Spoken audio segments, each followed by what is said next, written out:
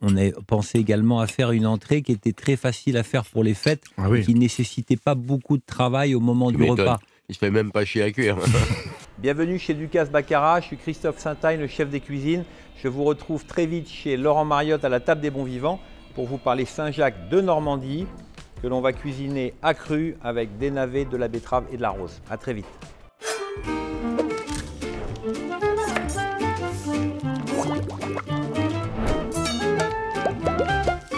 Vous voyez la Saint-Jacques, elle est vivante.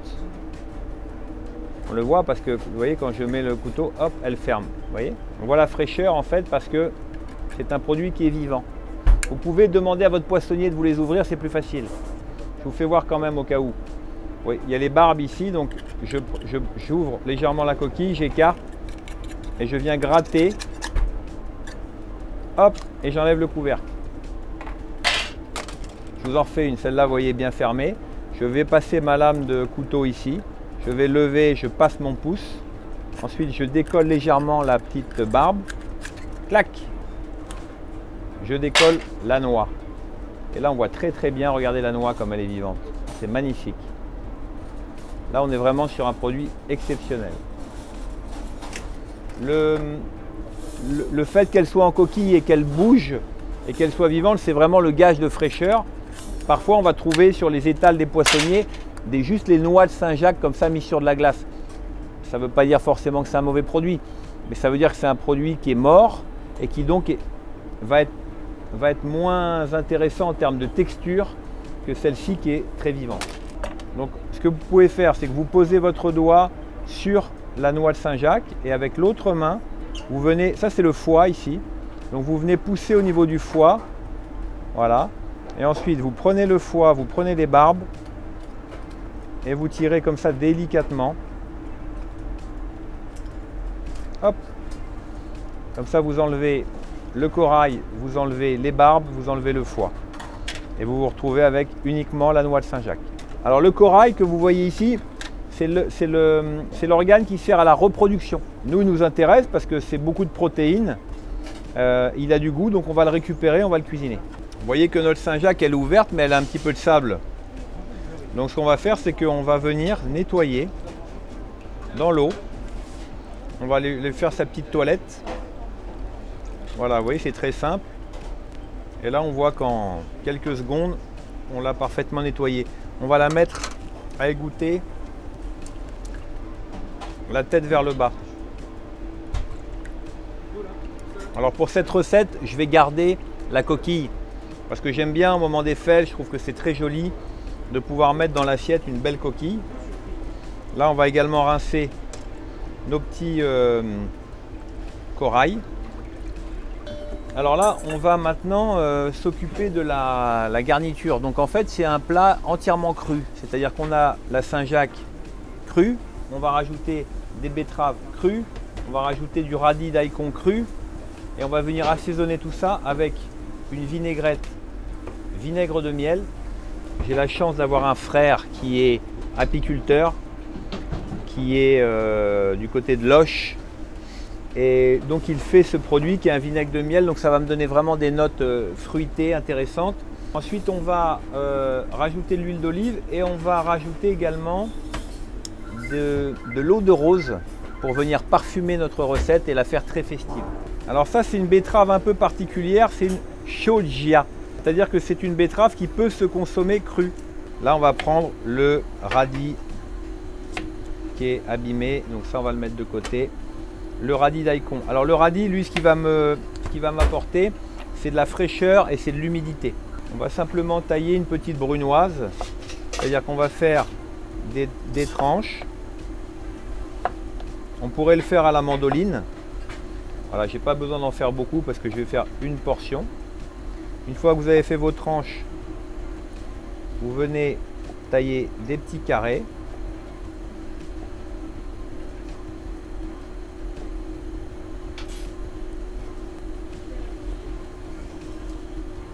Hop.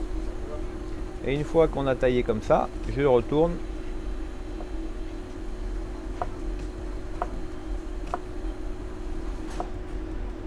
Voilà, et on a une petite brunoise. ça va venir me donner du croquant. Je vais faire pareil avec la betterave. Je vais lui faire, alors on fait toujours une bonne assise de façon à ce que le produit ne bouge pas trop sur la planche. Voilà, je fais une petite parure. Vous voyez comme elle est marbrée à l'intérieur. Alors je peux travailler, vous voyez, avec la pointe du couteau. Comme ça, ça fait que mes lanières elles vont rester bien en ligne.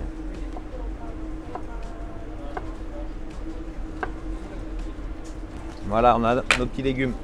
On va maintenant faire la vinaigrette. Des fois à la maison, on a des saladiers comme ça. Et pour faire la vinaigrette, c'est pas évident parce qu'il faut que je verse et ça bouge. Alors regardez, je vous donne un petit tour de main. Vous prenez votre torchon comme ça. Hop, vous le roulez. Vous venez le mettre sur le cul de poule et vous le coincez comme ça avec la jambe. Et comme ça, vous pouvez travailler facilement. On va commencer par mettre l'eau de rose. On va en mettre, voilà, quelques gouttes. Ensuite, on va prendre le vinaigre de miel. On va en mettre une bonne cuillère à soupe. Hop là.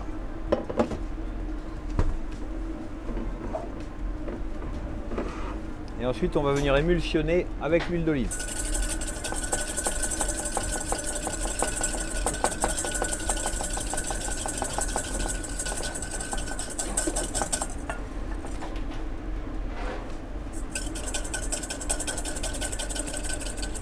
Voilà, ça c'est pas mal du tout. Alors tout à l'heure on a parlé on s'est posé la question, est-ce qu'on doit garder le corail? Le corail, il va nous aider à lier notre vinaigrette. Et puis il va également nous donner du goût. Alors ce qu'on va faire, c'est qu'on va l'émincer.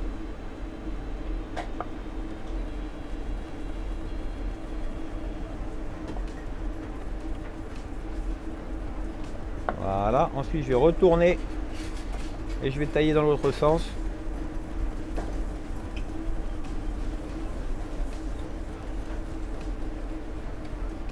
Puis ensuite je vais terminer et je vais hacher. Je vais pouvoir venir l'ajouter à ma vinaigrette. Et donc là, je vais fouetter. Vous voyez, ça va aider à lier ma vinaigrette. On va terminer la préparation des Saint-Jacques. Je n'ai pas fini les Saint-Jacques. Donc, ce qu'on va faire, c'est qu'on va venir. Ici, il y a le muscle adducteur, ici, il y a la noix. Je vais venir entre les deux. Tac. Et je vais récolter la noix. Hop.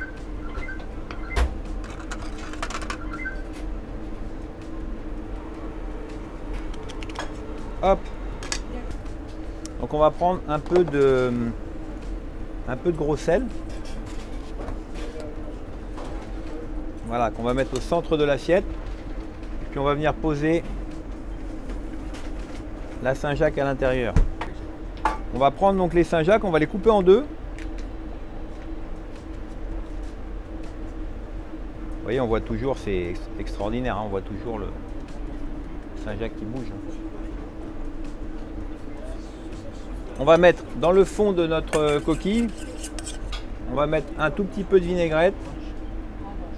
Voilà. Et on va venir ranger comme ça nos noix à l'intérieur. Moi je compte en général 3 noix par personne, de façon à bien remplir.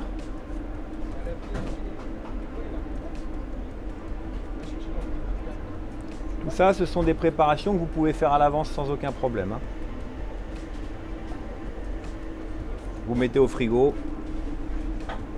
Parce qu'en fait, on n'a pas encore mis ni de sel ni d'acidité, donc la Saint-Jacques ne va pas cuire. Ce qu'on va faire, c'est que on va venir mettre à l'intérieur de la vinaigrette notre petite garniture de légumes.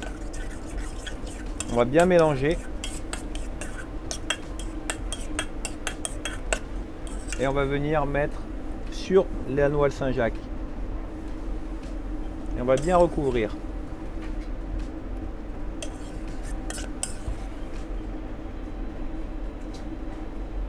Ensuite, on va venir mettre de la coriandre torréfiée. Alors en fait, c'est des graines de coriandre que l'on a passées dans une poêle de façon à vraiment faire ressortir toutes les notes d'orange, les notes de gingembre, un petit peu comme on fait avec des grains de café pour vraiment exalter le goût. Et ça va me donner un côté toasté très, très aromatique. Et là, je vais pouvoir venir le mettre sur ma Saint-Jacques. Ensuite, on va venir mettre la fleur de sel. Voilà, c'est un plat qui demande pas mal de sel parce que légumes crus, Saint-Jacques cru, il y a beaucoup d'humidité dedans, donc il faut saler quand même assez fortement. Et ensuite, donc, on a des petits boutons de rose séchés. Et ben, on va venir simplement casser au-dessus. Voilà, pour venir assaisonner. Je vais terminer par un petit trait d'huile d'olive pour bien faire briller. Il ne nous reste plus qu'à passer à table.